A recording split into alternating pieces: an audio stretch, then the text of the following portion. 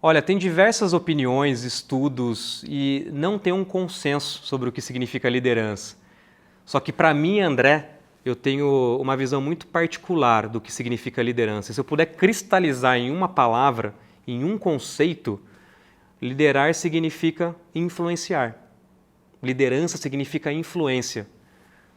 E essa palavra ela é só uma palavra, mas ela tem um significado profundo, porque influência, influenciar, como verbo, significa movimento.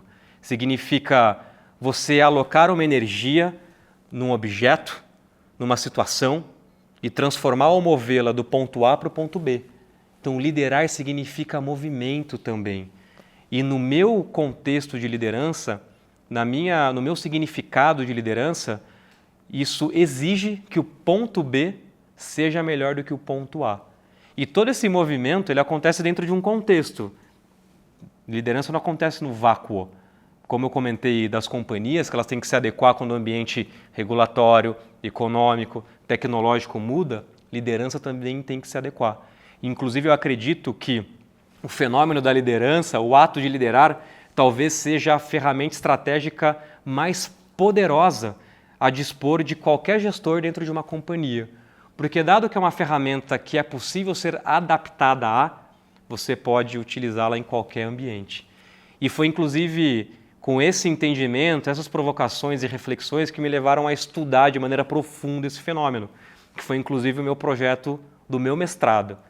Poxa, qual liderança é adequada para cada um dos contextos? Por exemplo, hoje nesse nosso mundo do politicamente correto, onde algumas verdades ou algumas, entre aspas, verdades, elas são tidas como a lei, como a ordem, como a regra, elas não funcionam em alguns contextos. Por exemplo, o que tomou voga e voz na mídia e por alguns autores é que liderar significa vulnerabilidade, que ambientes organizacionais saudáveis são aqueles horizontais, que não têm hierarquias claras. E, poxa, isso funciona em alguns contextos, mas não funciona em outros. Tem contextos que exigem uma liderança autocrática e diretiva, inclusive não só para executar a estratégia das companhias, mas também isso gera bem-estar dos liderados. Foi esse o meu projeto de mestrado. Tem alguns ambientes que de fato exigem uma liderança mais participativa, que exigem uma liderança mais integralista, que exigem ambientes organizacionais mais horizontais.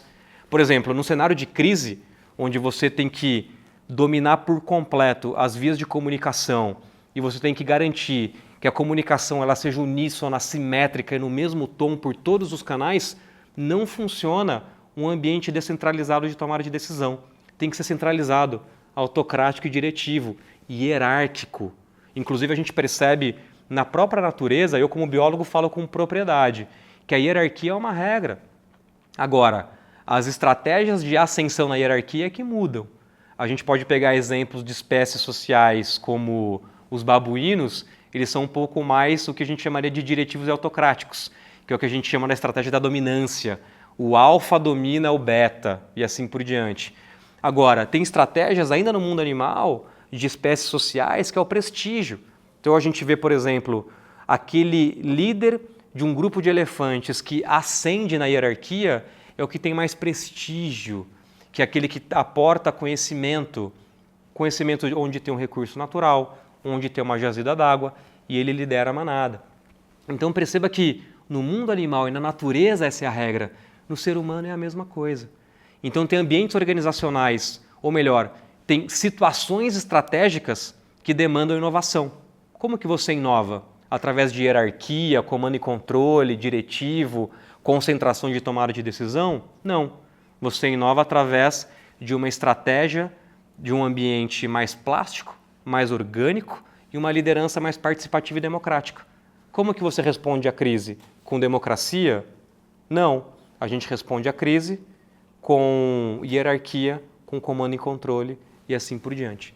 Então é essa a minha crença de liderança, que é uma ferramenta estratégica a dispor dos gestores, moldável ao que o cenário exige e, no final, ela significa influência, mover algo do ponto A ao ponto B e que o ponto B seja melhor que o ponto A.